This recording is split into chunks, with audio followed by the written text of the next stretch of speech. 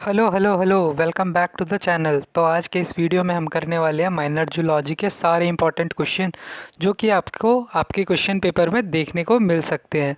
Video शुरू करने से पहले आपसे एक रिक्वेस्ट होगा कि अगर आपको वीडियो अच्छा लग रहा है और पसंद आ रहा है तो प्लीज़ चैनल को सब्सक्राइब करें, क्योंकि मेरे चैनल पे ना 97% लोगों ने सब्सक्राइब नहीं किया है, वो बस वीडियो देख के चले जा रहे हैं। अगर आपको वीडियो अच्छा लग रहा है या ऐसा ही और वीडियो चाहिए तो प्लीज़ चैनल को सब्सक्राइब करें। तो चलिए बिना टाइम वेस्ट किए चलते हैं पहले क्वेश्चन की ओर। Describe pathogenicity, treatment and prevention of disease caused by Entamoeba histolytica and Leishmania donovani. तो बेसिकली हमें इसमें बताना है एंटा अमीबा हिस्टोलिका से होने वाले डिजीज़ के बारे में और लेशमेनिया डोनोवानी के से होने वाले डिजीज़ के बारे में। तो Entamoeba histolytica is a protozoan parasite that causes amoebiasis amoebiasis. Leishmania devonia is a protozoan parasite that causes kala azhar. Both organisms are parasitic parasite that can infect human being. तो सबसे पहले अगर बात करें तो Entamoeba histolytica जो है वो एक प्रोटोजोआ है जो कि एमोबिसिस काउज करता है, जबकि लेशमेनिया डोवानी जो है वो हम लोग में काला आजार काउज करता है। आइए अब इसे डिटेल में समझ लेते हैं। सबसे पहले हम पढ़ेंगे एंटामीबा हिस्टोलिका को।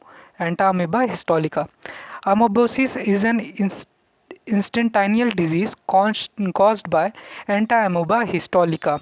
मीन्स एमोबेसिस जो है वो इंटेस्टेनियल डिजीज़ है, ये इंटेस्टाइन में काउज होता है। पैथोजेनिटी, the parasite enter human body through contaminated food and water. It reaches large intestine after ingestion. The parasite damage intestinal wall. It cause ulcer in intestine.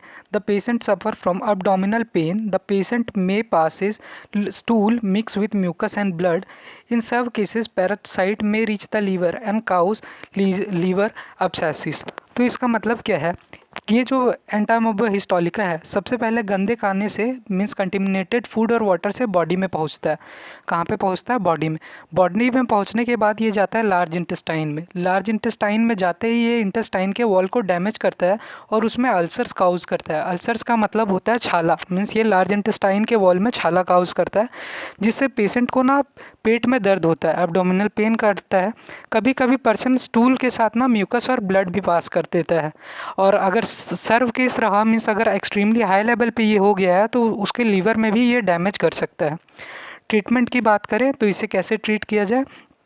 सबसे पहले doctor prescribe anti amoebic medicine. सबसे पहले anti amoebic medicine, common medicine भी use कर सकते हैं। Patient should drink clean water. Patient should maintain proper hygiene. Prevention की बात करें तो इससे कैसे बचा जाएगा? बॉइल्ड वाटर पिए, फिल्टर्ड वाटर पिए, खाने को कवर करके रखें, खाने से पहले हाथ को ज़रूर धोएं और फ्रूट और वेजिटेबल को भी अच्छे से वॉश करें। अब चलते हैं इसके नेक्स्ट पार्ट पे जो कि था लेशमेनिया डोवानी से होने वाले डिजीज़ के बारे में, जो था काला azar. Kala azar is a disease caused by Leishmania donovani. अब इसके पैथोजेनिटी को समझ लेते हैं। The parasite is transmitted by bite of female sand fly. The parasite enter the blood stream through the bite. It attacks liver, spleen and bone marrow. The patient suffer from prolongated fever. Spleen become enlarged, liver also enlarged. The patient become weak and lose weight. The skin color may become darker. तो होता क्या है? ये जो काला आजार है ये फैलता है फीमेल सैंड फ्लाई से। किससे फैलता है? फीमेल सैंड फ्लाई से। फीमेल सैंड फ्लाई जैसे ही पेशेंट को बाइट करती है ये उसके ब्लड में मिल जाता है, लेशमेनिया उसके ब्लड में आ जाता है, फिर ये लीवर को, स्पीलिन को और बोन मैरो को अटैक करता है। इसका एक सिम्टम है कि काफ़ी लंबा समय तक बुखार रहेगा, स्पीलिन जो है फूल जाता है, सूज जाता है, लीवर भी सूज जाता है। इससे पेशेंट वीक हो जाता है और वेट लूज़ करता है, साथ में उसका स्किन का कलर भी डार्कर हो जाता है। ट्रीटमेंट की बात करें तो डॉक्टर रिकमेंड करते हैं एंटी लेशमेनियन ड्रग और कॉमन मेडिसिन भी इसके मिलते हैं। अब patient should complete the full course of medicine. अगर प्रिवेंशन की बात करें तो सैंड फ्लाई की ब्रीडिंग प्लेसेस को डिस्ट्रॉय करना होगा, मॉस्किटो नेट्स का यूज़ करना होगा, इंसेक्टिसाइड्स भी यूज़ कर सकते हैं और सराउंडिंग को क्लीन रखना है। आई होप आपको समझ में आया होगा। अब चलते हैं क्वेश्चन नंबर 2 की ओर, जो कि explain the canal system in Sycon with neat लेवल diagram. Explain the canal system in Sycon with neat लेवल डायग्राम। अब यहाँ पे मैं आप डायग्राम लाना भूल गया हूँ, बट आप ना नेट से डायग्राम देख लेंगे। वैसे ये क्वेश्चन अब लास्ट ईयर आया था, लास्ट ईयर ये सेम क्वेश्चन आया था, तो इस बार आने का चांस कम है। Introduction, Sycon is a multicellular sponge, it belong to phylum Porifera, it has canal system for water circulation. Sycon जो एक मल्टीसेलुलर स्पॉन्ज है, स्पॉन्ज हमें पता है कि पॉरीफेरा से बिलोंग करते हैं और इसके पास कैनल सिस्टम होता है वाटर सर्कुलेशन के लिए। अब कैनल सिस्टम की बात करें तो canal system is network of water canal present in sponges, it help in food intake, respiration and excretion. अब कैनल सिस्टम क्या है? कैनल सिस्टम एक सिस्टम है जो कि स्पॉन्जेस में प्रेजेंट होता है ताकि उससे ना वाटर अंदर और बाहर जा सके। ये फूड इनटेक में हेल्प करता है, रेस्पिरेशन में हेल्प करता है और एक्सक्रीशन में भी हेल्प करता है। बेसिकली कुछ ऐसा होता है, जैसे ये आपका स्पॉन्ज है, इमेजिन कीजिए ये क्या है? स्पॉन्ज। अब आप देखोगे इसमें ये जो छोटे छोटे होल्स दिख रहे हैं, इसमें ये जो छोटे छोटे होल्स दिख रहे हैं, ये देखिए, ये वाला, ये वाला, ये जो छोटे छोटे होल्स हैं, इन्हें ऑस्टिया बोलते हैं। इन्हें क्या बोलते हैं? ऑस्टिया। और ये जो बड़ा वाला होल दिख रहा है, इसको ओसाइलम बोलते हैं। अब वाटर यहाँ से अंदर जाता है, फिर एक सेंट्रल में सेल होता है, फिर ये वाटर यहाँ पे जाता है, बॉडी में चारों तरफ घूमता है और घूमने के बाद ओसाइलम से वाटर बाहर आ जाता है। तो ये होता है वाटर कैनाल सिस्टम। ये क्या होता है? Water canal system. आइए समझ लेते हैं। Ostia, ostia are minute pores present on body walls. जैसा मैंने आपको बताया, water enter the body through ostia. Water body में किससे जाता है? ऑस्टिया से। Interconnect canal, ostia open into interconnect canal, the water pass from ostia to these canal. अब उसके बाद आता है radial canal. Radial canal are line by collar cell और choanocytes. काइनोसाइट्स create water current, food particle are trap here. फिर अपाइलिस आता है, फिर स्पॉन्जो सेल आता है, फिर ओसाइलम आता है। बेसिकली ये पार्ट जो ना आप डायरेक्ट लिख सकते हो कि ये बॉडी में कैसे ट्रांसपोर्ट होता है। सबसे पहले ऑस्ट्रिया से वाटर अंदर गया, ऑस्ट्रिया से अंदर जाने के बाद यहाँ पे बनाया गया वाटर करंट। क्या बनाया गया? Water current. फिर बॉडी में फूड ट्रांसपोर्ट हुआ, बॉडी इसको वेस्ट मटेरियल दिया, उसके बाद ये जो वाटर है ये बाहर निकलेगा ओसाइलम से। किससे बाहर निकलेगा? ओसाइलम से। Water leaves the body through osculum. अब फंक्शन ऑफ कैनाल सिस्टम की बात कर ले, it help in obtaining food particles, it help in respiration, it help in removal of waste material, it also help in reproduction by carrying gametes. अब चलते हैं question number 3 पे। Describe the life cycle of Obelia and explain metagenesis in detail. Describe life cycle of Obelia and explain metagenesis in detail. आपसे फिर से मैं एक request करूंगा कि अगर आपको वीडियो अच्छा लग रहा हो तो प्लीज़ चैनल को सब्सक्राइब कर दें। ऐसे वीडियो बनाने में ना बहुत सारा मेहनत लगता है और आपका एक सब्सक्राइब मेरे किसी अचीवमेंट से कम नहीं होता, तो प्लीज़ चैनल को सब्सक्राइब कर दें। अब ओबीलिया जो होता है belongs to phylum Cnidaria. It's marine colonial animal, it's alternation of generation. अब ओबीलिया की बात करें तो ये ना अलग अलग स्टेजेस में मिलता है। सबसे पहले आता है polyp stage. The life cycle begin with polyp colony, colony remain attach to substratum, polyp reproduce asexually. Medusa, reproductive polyp are called gonangia, gonangia produce medusa buds, medusa are released in water. Medusa stage is free swimming. Medusa reproduce sexually. Male Medusa produce sperm. Female Medusa produce ova. Fertilization occur in water. Fusion of gametes form zygote. Fertilization occurs in water. Fusion of gametes form zygote. Zygote develop into plumule larva. Planula is a free living larva. Planula settle down. Sustainable surface is develop into young popile. तो आइए इसका सबसे पहले मतलब समझ ले। अब ये जो ओबीला है ये दो स्टेजेस में मिलता है, एक का नाम है पोपाइल और एक का नाम है मेड्यूसा। अब आइए देखते हैं पोपाइल क्या होता है। पोपाइल कुछ ऐसा दिखता है और ये जो है सबस्ट्रेटम से अटैच होता है, मीन्स ये ज़मीन है और इससे अटैच वाले स्ट्रक्चर को, इस स्ट्रक्चर को बोलते हैं पोपाइल। अब देखिए life cycle begins with polyp colony, it is attach to substratum. अब polyp reproduce asexually, polyp reproduce asexually, ये जो पोपाइल है ये असेक्सुअली रिप्रोड्यूस करता है। अब जो रिप्रोडक्टिव पोपाइल है उसे गोगोनिया बोलते हैं और ये आगे चल के मेड्यूसा बनाता है, मीन्स ये असेक्सुअली रिप्रोड्यूस किया, उसके बाद बना मेड्यूसा। उसके बाद क्या बना? मेड्यूसा। अब ये जो मेड्यूसा है, ये ध्यान देने वाली बात है, medusa is free swimming. Medusa free तैर सकता है, प्लस ये जो है मेड्यूसा सेक्सुअली रिप्रोड्यूस करता है। मेल मेड्यूसा स्पर्म बनाता है जबकि फीमेल मेड्यूसा ओवा बनाती है। अब जब इनका फर्टिलाइजेशन होता है, स्पर्म और ओवा का फर्टिलाइजेशन होता है तो बनता है जाइगोट। तो क्या बनता है? जाइगोट। और ये जो फर्टिलाइजेशन है वाटर में ही होता है, मीन्स आउटसाइड बॉडी होता है और किस में होता है? वाटर में। जायगोट आगे जाके लार्वा में डेवलप होता है और ये लार्वा आगे जाके फिर से पोपाइल में डेवलप हो जाता है। तो आइए एक बार वापस से दिखा दूं। सबसे पहले ये है पोपाइल। पोपाइल कैसे रिप्रोड्यूस करता है? असेक्सुअली, और ये अपने जगह पे ना अटैच रहता है, मीन्स ये मूवमेंट नहीं करता है। असेक्सुअली रिप्रोड्यूस करके ये चेंज हो जाता है मेड्यूसा में। अब मेड्यूसा जो है वो फ्री स्विमर है और मेड्यूसा सेक्सुअली रिप्रोड्यूस करता है। अब ये गैमेट बनाता है, मीन्स एग बनाता है और स्पर्म बनाता है। जब इनका मीटअप होता है तो बनता है जायगोट। क्या बनता है? जायगोट। जब फर्टिलाइजेशन होता है तो बनता है जायगोट और जायगोट बदल जाता है लार्वा में। लार्वा आगे डेवलप होकर फिर से पोपाइल बनता है और ये साइकिल रिपीट होता है, मीन्स पोपाइल फिर से मेड्यूसा बनेगा और ऐसा सो ऑन चलेगा। अब देख लेते हैं मेटाजेनेसिस। आखिर मेटाजेनेसिस है क्या? The alternation between asexual and sexual generation is called metagenesis. जैसे सेक्सुअल जनरेशन और असेक्सुअल जनरेशन के बीच में जो अल्टरनेटिव है ना, उसी को मेटाजेनेसिस बोलते हैं। जैसे आपने देखा ना, पपाइल किससे रिप्रोड्यूस करता है? असेक्सुअली, जबकि मेड्यूसा किससे करता है? Sexually. Both stages alternate regularly. और ये हमें किस में मिलता है? ओलिबिया में। किस में मिलता है? ओलिबिया में। अब मेटासिस का इंपॉर्टेंस देख ले। ये सर्वाइवल रेट को बढ़ाता है, ये डिस्पर्जल में हेल्प करता है और ये रिप्रोडक्टिव एफिशिएंसी भी बढ़ाता है। अब चलते हैं नेक्स्ट क्वेश्चन पे। जो कि है explain the life cycle of Ascaris and discuss pathogenicity in human. अब मुझे ऐसा लग रहा है कि ये जो क्वेश्चन नंबर 4 है एस्करिस वाला, ये आपको एग्ज़ाम में देखने को मिल सकता है। मीन्स इसके बहुत हाई चांस है कि आपको ये क्वेश्चन देखने को मिलेगा। वापस से सब्सक्राइबर अलर्ट आ चुका है, प्लीज़ चैनल को सब्सक्राइब कर दें। तो आइए देखते हैं एस्करिस है क्या। Ascaris is a round worm parasite. It belongs to phylum Nematoda. It lives intestine, small intestine of human. It causes disease called ascariasis. तो एस्करिसिस सबसे पहले एक राउंड वॉर्म पैरासाइट है, ये नेमाटोडा को बिलोंग करता है। ये ह्यूमन के स्मॉल इंटेस्टाइन में रहता है और एक डिजीज़ काउज करता है जिसका नाम है एस्करेसिस। हैबिट और हैबिटेट की बात कर लें, मीन्स एस्करिस क्या खाता है और कहाँ पे रहता है। तो सबसे पहले तो एस्करिस रहता है डाइजेस्टिव ट्रैक्ट ऑफ ह्यूमन में, मीन्स ये रहता है स्मॉल इंटेस्टाइन में। ये कहाँ रहता है? स्मॉल इंटेस्टाइन में। और खाता क्या है? ये खाता है होस्ट का खाना, मीन्स ये जो भी खाता है वो हमारे इंटेस्टाइन से ही खाता है। लाइफ साइकिल की बात कर ले तो male and female worm live inside human intestine. Fertilization takes place inside body of female worm. Egg formation. Female lays thousands of eggs every day. Eggs pass out with human feces.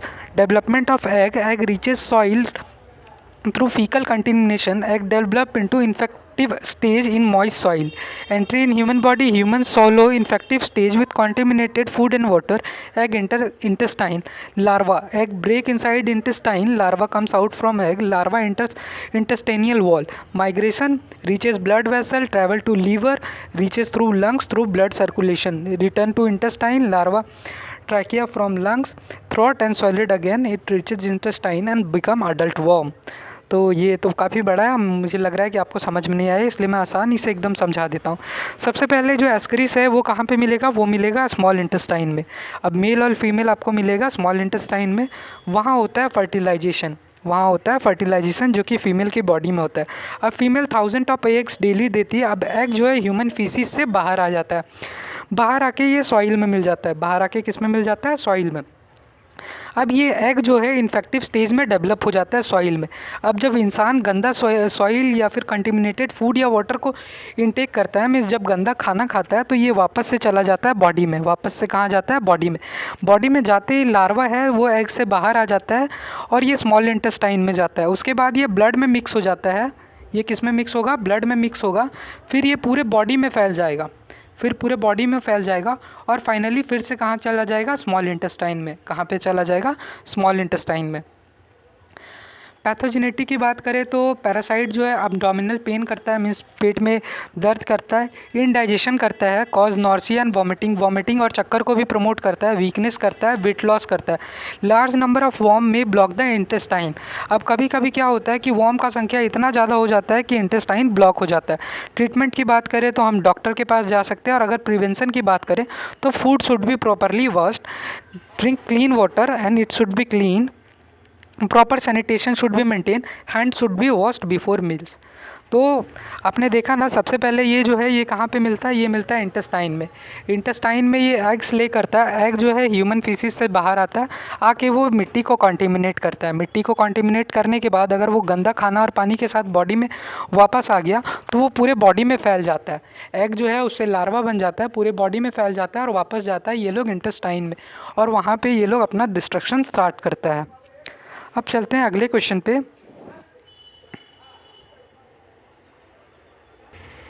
अब चलते हैं अगले question में, जो कि है describe the excretory system of Pheretima. Describe the excretory system of Pheretima. सबसे पहले पैरथीमा का मतलब होता है अर्थवर्म। क्या होता है? अर्थवर्म। मीन्स हमें अर्थवर्म का एक्सक्रीटरी सिस्टम को डिस्क्राइब करना है, अर्थवर्म के एक्सक्रीटरी सिस्टम को डिस्क्राइब करना है। तो Pheretima is commonly called earthworm. It belong to phylum Annelida. Excretion is carried out by nephridia. Excretion किससे होता है? नेफ्रीडिया से। ये आपका 1 मार्क्स का इंपॉर्टेंट क्वेश्चन है कि अर्थवर्म में एक्सक्रीशन किससे होता है? एक्सक्रीशन होता है नेफ्रीडिया से। Excretion system help in removes nitrogenous waste from body. It also help in osmoregulation. Means एक तो ये बॉडी से वेस्ट बाहर निकालता है, दूसरा बात ये ऑस्मोरेगुलेसिस मीन्स वाटर बैलेंस मेंटेन करने में हेल्प करता है। अब नेफ्रीडिया की बात कर ले तो nephridia are excretory organ of earthworm. They are segmentally arrange. Type of nephridia देख लेते हैं। सबसे पहले आता है सेप्टल नेफ्रीडिया। सबसे पहले आता है septal nephridia. Septal nephridia are present on inter segmental septa. Septal nephridia आपको मिलेगा सेप्टा में। कहाँ पे मिलेगा? सेप्टा में। अच्छा, नेफ्रीडिया क्या है? नेफ्रीडिया वो स्ट्रक्चर है जो कि अर्थवर्म के बॉडी से वेस्ट को हटाता है। अब दे ओपन इनटू इंटेस्टाइन। फिर आता है इंटीगुमेंट्री नेफ्रीडिया। इंटीगुमेंट्री नेफ्रीडिया आपको मिलेगा बॉडी वॉल में। कहाँ पे मिलेगा? बॉडी वॉल में। फिर आता है फायरेंजल नेफ्रीडिया। फायरेंजल नेफ्रीडिया आपको मिलेगा फेर्निक्स के नियर। कहाँ पे मिलेगा? फेर्निक्स के नियर, और दे open in alimentary canal. Structure of nephridia की बात कर ले तो नेफ्रीडिया बना है नेफ्रोस्ट्रॉम से। नेफ्रीडिया किससे बना है? नेफ्रोस्ट्रॉम से। अब nephrostome collect water fuel it. Function की बात करें तो it help nitrogenous waste, it maintain osmotic balance, it also maintain ionic balance. आइए मैं वापस आपको बता दूं, अर्थवर्म के बॉडी में वेस्ट कौन हटाता है? नेफ्रीडिया। नेफ्रीडिया हटाता है वेस्ट और बैलेंस करता है, वाटर बैलेंस करता है। नेफ्रीडिया अलग अलग टाइप का होता है। सबसे पहले आता है सेप्टा नेफ्रीडिया, जो कि आपको सेप्टा में मिलेगा। फिर आता है इंटीगुमेंट्री नेफ्रीडिया, जो कि आपको बॉडी वॉल में मिलेगा। और लास्ट में आता है फाइनेंजल नेफ्रीडिया, जो कि आपको फायरनिक्स के नियर मिलेगा। अब नेफ्रीडिया किससे बना है? नेफ्रीडिया बना है नेफ्रोस्ट्रॉम से। नेफ्रीडिया किससे बना है? नेफ्रोस्ट्रॉम से। अब नेफ्रीडिया का फंक्शन क्या है? सबसे पहले नाइट्रोजीनियस वेस्ट को हटाना, वाटर बैलेंस मेंटेन करना और आयोनिक बैलेंस मेंटेन करना। अब आइए देख लेते हैं अगला क्वेश्चन को। Explain respiratory system of Palaemon. Explain respiratory system of Palaemon. तो पैलेमॉन सबसे पहले बोलते हैं प्रॉन को। किसको बोलते हैं? प्रॉन को। इसको हिंदी में झींगा मछली बोलते हैं। हमें प्रॉन का रेस्पिरेटरी सिस्टम बताना है। तो Palaemon is commonly called as prawns. They belong to phylum Arthropoda. Respiration occur through gills. Means ये लोग सांस किससे लेते हैं? गिल्स से। जाहिर सी बात है, अगर मछली के कैटेगरी वाला है, जैसे इसे हम लोग हिंदी में झींगा फिश भी बोल देते हैं, झींगा मछली, तो ये किससे सांस लेगा? ये सांस लेगा गिल्स से। रेस्पिरेटरी ऑर्गन की बात कर ले तो gills are respiratory organs. Gills are present inside branchial chamber. Gills कहाँ पे होते हैं? ब्रेशियल चैम्बर्स की। स्ट्रक्चर ऑफ गिल्स देखते हैं। Gills are thin and feathery. They contain blood vessel. They remain covered by carapace. अब देखिए gills कैसे होते हैं? थिन होते हैं और फेदरी होते हैं। इनमें ढेर सारा ब्लड वेसल होता है और ये हमेशा कवर रहते हैं। टाइप ऑफ गिल्स की बात कर ले तो सबसे पहले आता है प्रोडो ब्रांच, फिर आता है ऑर्थ्रो ब्रांच, फिर आता है प्लूरो ब्रांच। अब प्रोडो ब्रांच जो है वो अपेंजेस से डायरेक्ट जुड़ा हुआ होता है, जबकि प्लूरो ब्रांच जो है वो बॉडी से अटैच होता है। मैकेनिज्म ऑफ रेस्पिरेशन की बात कर ले कि आखिर ये लोग सांस लेते कैसे, तो water entered branchial chamber, water flows over gills, oxygen diffuse into blood, carbon dioxide diffuse out into water. तो होता क्या है? जैसे ये वाला स्ट्रक्चर देखिए, ये क्या है? गिल है। अब इधर से ना पानी आएगा, जैसे ही पानी अंदर आएगा इससे बॉडी ऑक्सीजन ले लेगा और इसमें कार्बन डाइऑक्साइड रिलीज़ कर देगा। फाइनली होगा क्या? बॉडी से बाहर पानी जब जाएगा तो ये क्या ले जाएगा अपने साथ? Carbon dioxide. देखिए water inside branchial chamber, water flows over gills, carbon diffuses into blood, carbon diffuses out into the water. Importance of gill provide large surface area, gill makes gaseous exchange efficient. अब चलते हैं अगले question की ओर, जो कि है question number 7। Describe respiratory system of पीला। अब हमें पीला का रिस्पिरेटरी सिस्टम बताना है। पीला का एक जनरल नाम होता है एप्पल स्नेल। क्या होता है? Apple snail. अब एप्पल स्नेल को हिंदी में घोघा बोलते हैं। तो आइए देख लें। Pila is commonly called apple snail. It belong to phylum Mollusca. It is amphibious in nature. Amphibious का मतलब होता है ये पानी में भी रह सकता है और ज़मीन में भी रह सकता है। अब रिस्पिरेटरी ऑर्गन की बात करें, Pila has both gills and lungs. Pila has both gills and lungs, इसके पास दोनों होता है। एक्वाटिक रेस्पिरेशन की बात करें तो पिला वाटर में गिल से सांस लेगा। किससे सांस लेगा? गिल से। वाटर में गिल से लेगा और अगर बाहर आएगा एरियल रेस्पिरेशन करेगा तो करेगा लंग्स से। किससे करेगा? लंग्स से। मैकेनिज्म की बात कर ले कि गिल से कैसे सांस लेता है, तो ये देखिए जैसा मैंने पहले बताया था, वाटर जो है गिल से पास होगा। वाटर किससे पास होगा? गिल से। बॉडी अंदर ले लेगा ऑक्सीजन और जब वाटर बाहर जाने लगेगा तो इसमें मिला देगा कार्बन डाइऑक्साइड। अगर लैंड पे बात करें तो ऑक्सीजन किससे एब्जॉर्ब होगा? लंग्स से। इसका फ़ायदा देख लेते हैं। Adaptation present of both reproductive organ is adaptation. It help in survival of both land and water. Importance duels respiration increase survival. इसका सबसे बड़ा फ़ायदा ये है कि ये पानी में भी सांस ले सकता है और ज़मीन में भी सांस ले सकता है। इससे इसका सर्वाइवल रेट भी बढ़ जाता है। अब आते हैं क्वेश्चन नंबर 8 में। Explain water vascular system of Asterias and mention its function. अब एस्ट्रेसिस का कॉमन मतलब होता है स्टारफिश। एस्ट्रेसिस का कॉमन मतलब क्या होता है? स्टारफिश। अब हमें स्टारफिश का वाटर वैस्कुलर सिस्टम एक्सप्लेन करना है। Asterias is commonly called as starfish. It belong to phylum Echinodermata. It is marine animal. Water vascular system is unique feature of Echinodermata. अब आइए समझते हैं कि वाटर वैस्कुलर सिस्टम होता क्या है। Water vascular system is a hydraulic system present in echinoderms. It contains canal filled with sea water, help in locomotion, respiration and food capture.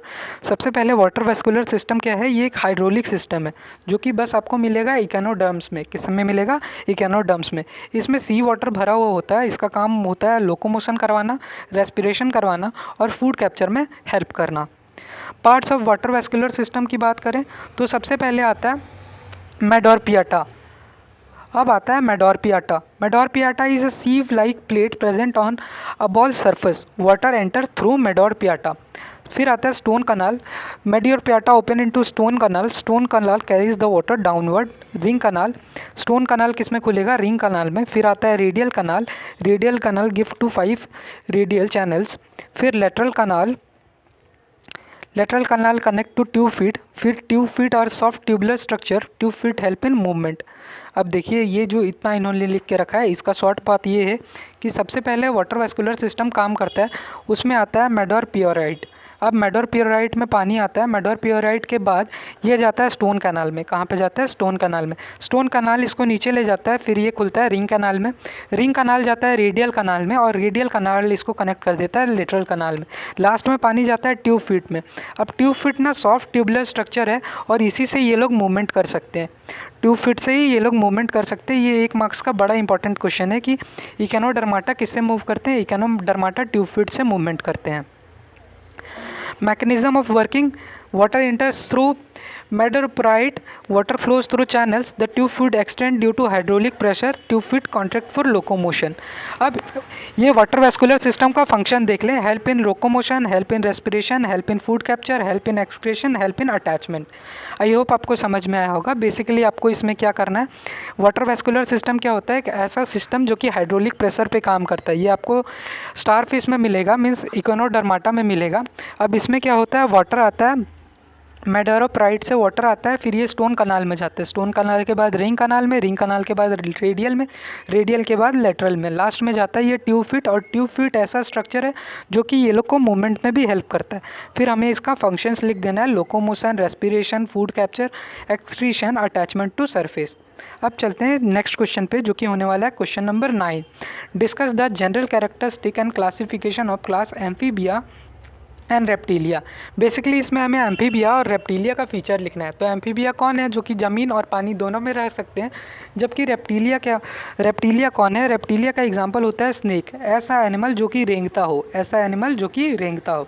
उससे पहले मैं रिक्वेस्ट करना चाहूँगा कि प्लीज़ मेरे चैनल को सब्सक्राइब करें और अगर वीडियो अच्छा लग रहा हो तो वीडियो को लाइक करें। और एक और बात मैं बता दूँ कि बड़ा दुख हो रहा है बता के कि 97% व्यूअर्स ने चैनल को सब्सक्राइब नहीं किया है। तो प्लीज़ मेरा भी कुछ फ़ायदा हो जाएगा, प्लीज़ चैनल को सपोर्ट करें। इसका आंसर देख लेते हैं। पहले हम क्लास एम्फीबिया के बारे में बात करेंगे। Class Amphibia lives on both land and water. Their skin is moist and glandular. Their skin do not contain scale. Respiration occurs through lungs, skin and gills. Their heart is three chambered. They are cold blooded. Fertilization generally external. Eggs are laid in water. अब general character की बात कर ले तो amphibia land और water दोनों में रह सकते हैं। इसका स्किन मॉइस्ट होता है। आप एक मन में एग्जांपल सोचना फ्रॉग का, फिर आपको ये अच्छे से समझ में आ जाएगा। अब देखिए, फ्रॉग लैंड और वाटर दोनों में रह सकता है। फ्रॉग का स्किन मॉइस्ट और ग्लैंडुलर होता है। फ्रॉग के पास स्केल नहीं होता, मीन्स जब आप फ्रॉग के देखोगे तो उसके ऊपर ऐसा नहीं बना होगा, उसके पास स्केल नहीं होता। फ्रॉग ज़मीन में भी सांस ले सकता है, पानी के अंदर भी सांस ले सकता है, मीन्स लंग और स्किन दोनों काम करता है। इनका हार्ट थ्री चैम्बर्ड होता है, ये कोल्ड ब्लडेड होते हैं। फर्टिलाइजेशन एक्सटर्नल होता है और एग्स जो है वाटर में ही लेड किया जाता है। अब रेप्टिलिया की बात कर लें तो रेप्टिलिया मोस्टली टेरेस्टाइल होते हैं। इनका स्किन ड्राई होता है और इनके पास स्केल होते हैं। जब रेप्टिलिया का बात करूँगा ना तो आप स्नेक को सोचना, मीन्स सांप को सोचना। सबसे पहले तो ये टेरेस्ट्रियल होते हैं, मीन्स ज़मीन में ज़्यादातर पाए जाते हैं। फिर इनका बॉडी में स्केल होता है, मीन्स आप जब सांप को देखोगे तो आपको ये ऐसा कुछ स्केल दिखेगा ना सांप के शरीर में निशान, इसको बोलते हैं स्केल्स। इसका स्किन जनरली ड्राई होता है। The skin lacks gland, skin के पास कोई ग्लैंड भी नहीं होता है। Respiration occurs through lungs. Heart is three chambered. Crocodile एक एक्सेप्शन है जिसके पास 4 चैम्बर हार्ट है। They are cold blooded animal. Fertilization is internal and eggs have protective shell. अब ये जो अंडे देते हैं उनके ऊपर प्रोटेक्टिव सेल होता है। इनका भी हार्ट 3 चैम्बर्ड है और ये भी कोल्ड ब्लडेड है। लेकिन एक एक्सेप्शन है, जो क्रोकोडाइल है वो 4 चैम्बर है। अब ये इंपॉर्टेंट क्वेश्चन हो सकता है। यहाँ पे ये क्वेश्चन होता है कंप्लीट। अब हम लोग आएंगे क्वेश्चन नंबर 10 पे। अब क्वेश्चन नंबर 10 को देख लेते हैं। Describe respiratory organs of Pisces. Describe respiratory organ of Pisces. Also explain accessory respiratory organ in fishes. हमें बेसिकली फिश का रेस्पिरेटरी ऑर्गन डिस्क्राइब करना है। तो fishes are aquatic vertebra. Respiration mainly occur through gills. Fish generally किससे सांस लेते हैं? Gills से। किससे लेते हैं? गिल्स से। गिल्स तो मैंने आपको बहुत पहले से समझाते आ रहा हूँ इसी वीडियो में। Gills are main respiratory organ. Gills are present on both side of pharynx. Gills are produced by operculum in bony fish. Structure of gill contains gill arch, gill filament and blood vessel. तो आइए मैं बताता हूँ कि सबसे पहले तो main respiration होता है गिल्स से। किससे होता है? गिल्स से। अब गिल्स फिश में मिलते हैं पेयर में, मीन्स 2 पीस दोनों साइड। ये अब ये मछली है तो एक गिल आपको इस साइड पे मिलेगा और एक गिल आपको पीछे के साइड पे मिलेगा, इस साइड पे। अब गिल की बात करें तो गिल में होता है गिल आर्क। गिल में क्या होता है? गिल आर्क। और होता है गिल फिलामेंट। साथ में होता है ढेर सारा ब्लड वेसल। अब इसमें वापस से आपको बताना है मैकेनिज्म ऑफ रेस्पिरेशन की आखिर जाता कैसे है। तो ये रहा गिल, ये क्या रहा? गिल। मैंने आपको पहले भी बताया कि अब देखिए, अब ऐसे पानी अंदर आएगा, पानी जैसे अंदर आएगा बॉडी पानी से ले लेगा ऑक्सीजन। क्या ले लेगा? ऑक्सीजन। और अब जब पानी बाहर जाएगा तो इसमें डिफ्यूज़ कर देगा carbon dioxide. Water enter through mouth. Water passes over gill filament. Oxygen diffuse into blood. Carbon dioxide diffuse into water. अब देख लेते हैं accessory respiratory organ, means gill को छोड़ के और वो लोग किससे सांस ले सकते हैं? स्किन से। कुछ फिश ना स्किन से भी सांस ले सकते हैं। Skin act as respiratory organ in some fish. फिर आता है बकोफिलेंजल कैविटी, इसे आप माउथ लिख सकते हो, इसे आप लिख सकते हो माउथ। कुछ फिश ना माउथ से भी सांस ले लेते हैं। Mouth cavity help in air breathing. फिर आता है intestine. Intestine is accessory respiratory organ in some fish.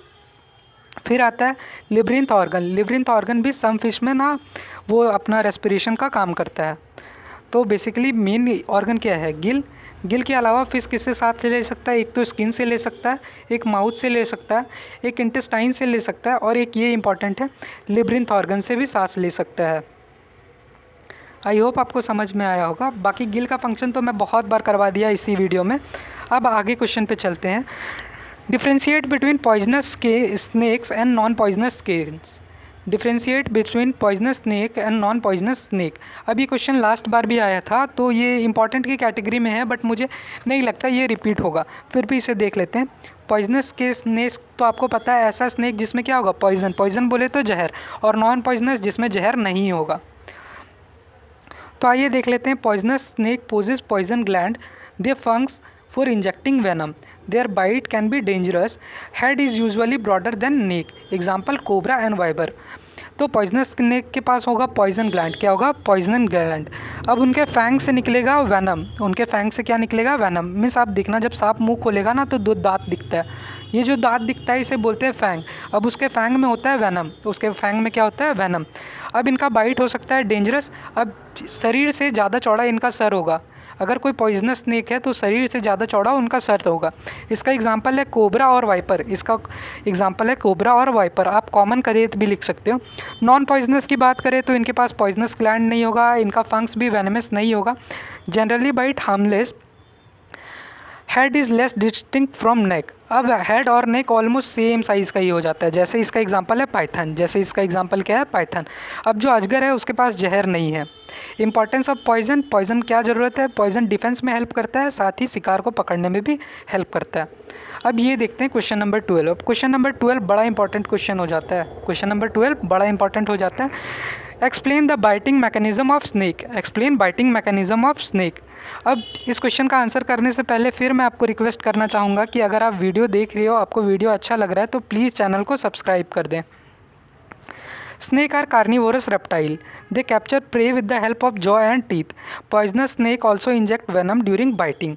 तो snake क्या है? कार्निवोरस रेप्टाइल है, मीन्स ये मांस ही खाते हैं। इनके पास दांत भी होता है और जबड़ा भी होता है। अब जो पॉइजनस स्नेक है वो तो काटने के दौरान उसमें जहर भी डाल देते हैं, मीन्स वेनम भी डाल देते हैं। स्ट्रक्चर ऑफ जॉ की बात करें, upper jaw is movable, lower jaws are loosely attach, skull bone are flexible, flexibility help in swallowing large prey. अब ये जो सांप का दो जबड़ा होगा ना, ये अपर वाला जो है वो मूवेबल है, वो मूव हो सकता है, जबकि लोअर वाला है वो लूज़ है। लोअर वाला क्या है? लूज़। साथ में इनका जो स्कल बोन है, मीन्स ऊपर का जो हिस्सा है, ये भी मूव करता है ताकि बड़ा शिकार अगर आ जाए तो इसे निगलने में आसानी हो। अब टीथ इन स्नेक की बात कर ले। Snake possess backward directed teeth, they prevent escape of prey. Poisonous snake possess specialized fangs. Means सांप के अगर दांत के बारे में बात करूँ तो ये दांत जो होते हैं ये पीछे मुड़े हुए होते हैं, मीन्स कुछ ऐसे दिखते हैं इनके दांत। ये पीछे मुड़े इसलिए होते हैं ताकि ये जब कोई चीज़ को पकड़े तो वो छूट के भाग ना जाए। Snake possess backward directed teeth, they prevent escape of prey. Poisonous snake में पोजेस स्पेशलाइज्ड फंजेस। अब जो जहरीले सांप हैं उनके पास ये ना फंजेस होंगे जिसमें जहर आता होगा। बाइटिंग मैकेनिज्म की बात करें, opening of mouth, snake open its mouth widely, flexible jaw allow wide opening. Grasping of prey, snake reaches prey with teeth, teeth firmly hold the prey. Injection of venom, if snake is poisonous they inter eject venom in body. Swallowing, snake swallow prey without chewing. अब आइए देखते हैं कि सांप आखिर शिकार करता कैसे। सांप सबसे पहले मुंह खोलता है। Snake wide opens it's mouth widely, मुंह एकदम चौड़ा खोलता है क्योंकि इसका जॉ फ्लेक्सिबल होता है। फिर ग्रास्पिंग द प्रे। अब ये जो दांत है, अब ये जो दांत दिख रहा है इससे ये शिकार को पकड़ता है। अब टीथ बैकवर्ड डायरेक्टेड है तो शिकार भाग नहीं सकता। अगर इंसेक्ट पॉइजनस है तो वो इंजेक्ट करेगा वेनम, वो प्रे में क्या डालेगा? वेनम। और लास्टली इंसेक्ट का स्नेक करता है स्वलो। स्वलो मीन्स निगलना, ये खाने को चिबाता नहीं है, डायरेक्टली निगल जाता है। Importance of bite mechanism, they help in prey capture, they help in defence, they help in feeding efficiency. अब चलते हैं क्वेश्चन नंबर 13 पे, जो कि है describe poison gland and venom apertures of poisonous snake. अब ये क्वेश्चन मुझे लग रहा है कि ये बहुत ज़्यादा इंपॉर्टेंट क्वेश्चन होने वाला है, इसीलिए मैं आपसे रिक्वेस्ट करूँगा कि इसे ज़रा ध्यान से पढ़ें। एक बार मैं फिर से याद दिलाने के लिए आ गया हूँ कि प्लीज़ चैनल को सब्सक्राइब कर दें। अब पॉइजनस स्नेक में आपको मिलेगा पॉइजन ग्लैंड। पॉइजनस स्नेक में क्या मिलेगा? Poison gland. अब poison gland is modified salivary gland. ये क्वेश्चन काफ़ी इंपॉर्टेंट है कि पॉइजन ग्लैंड क्या है। Poison gland is modified salivary gland, it is situated on upper jaw. Poison gland secretes venom.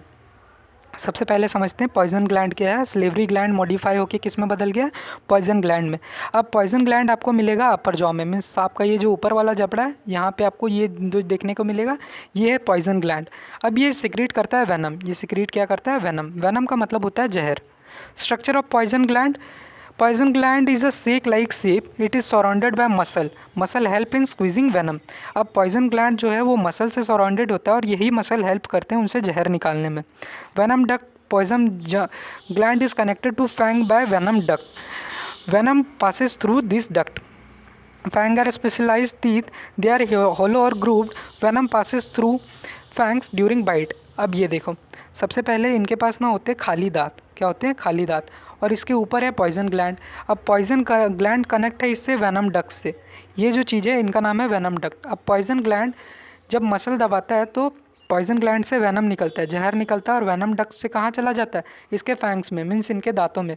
और जब भी ये किसी को बाइट करेंगे तो ऐसे इनका जहर कहाँ चला जाता है, प्रे में। Working of venom apparatus, snake bites the prey, jaw muscle contract, poison gland is compressed, venom moves out the duct, venom is injected through fangs। जैसा मैंने आपको बताया कि सबसे पहले तो क्या होगा, स्नेक शिकार को पकड़ेगा, उसके बाद अपने दांत लगाएगा, दांत लगाते ही उसका मसल जो है खींचेगा, खींचने से क्या होगा, पॉइजन ग्लैंड से पॉइजन निकलेगा जो कि डक्ट से उसके फैंग में चला जाएगा और फैंग से प्रे के बॉडी में चला जाएगा। जहर का क्या काम होगा, जहर जो है वो पैरालाइज करता है शिकार को, it also help in digestion और डिफेंस में भी हेल्प करता है। अब आइए देख लेते हैं question number 14। Discuss flight adaptation in birds. Discuss flight adaptation in birds means पक्षियाँ उड़ने में क्या क्या अडेप्टेशन की है। Birds are adapted for aerial life, their body so many modification for flight. सबसे पहला तो हमें बर्ड्स बताना है कि बर्ड्स आखिर उड़ कैसे सकती है। तो उनका बॉडी ना ढेर सारा अडेप्टेशन किया है उड़ने के लिए। सबसे पहला है स्ट्रीमलाइन बॉडी। सबसे पहला क्या है, streamline body. There body is boat shape. Streamline body reduces air resistance.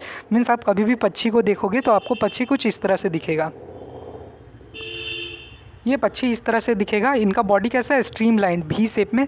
ये एयर रेजिस्टेंस को कम करता है। Their body is streamline. Streamline body reduces air resistance. अब नेक्स्ट देख लेते हैं feather. Body is covered with feather. Feather help in flight. Feather help in flight. Forelimbs modified into wings. Forelimbs are converted into wings. Wings help in flying. अब इनके शरीर में ना पंख लगे हुए हैं। शरीर में क्या लगे हुए हैं, पंख, जो कि उड़ने में हेल्प करते हैं। अब इनके आगे के जो दो पैर है वो पर बन चुके हैं, मीन्स ये बन चुके हैं विंग्स। ये क्या बन चुके हैं, विंग्स। और विंग्स हेल्प करते हैं फ्लाइंग में। विंग्स किस में हेल्प करते हैं, फ्लाइंग में। और अगर बात करूँ तो दे हैव होलो बोन्स। उनके बोन जो है खाली रहते हैं ताकि बॉडी का वेट हो सके reduce. Strong flight muscle. Breast muscle are highly developed, they help in wing movement. अब ये जो आगे के मसल दिख रहे हो ये भी हाईली डेवलप है ताकि उड़ने में हेल्प हो सके। साथ में उनका बोन्स भी कैसा रहता है, खाली रहता है।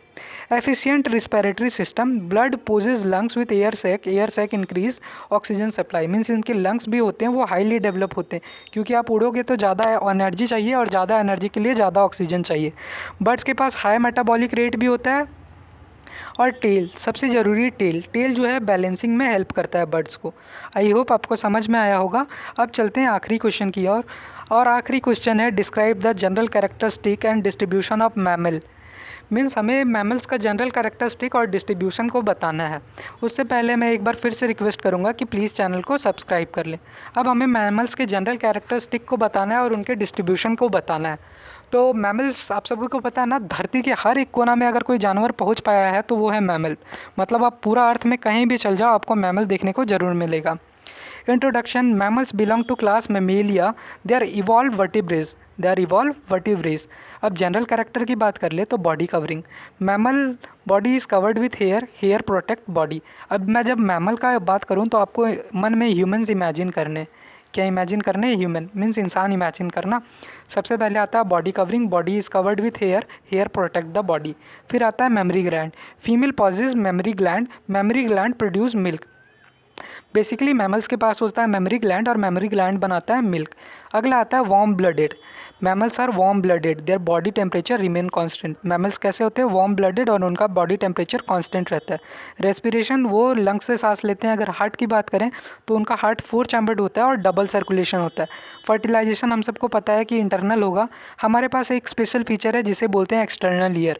आपने देखा होगा ये जो कान बाहर में दिखता है ये बस मैमल का है। ये कान बाहर में दिख रहा है ये किसका है, मैमल का। External ear is present into mammal. Brain की बात करें तो ब्रेन हाईली डेवलप होता है। Distribution of mammals. Mammals can found all over the world.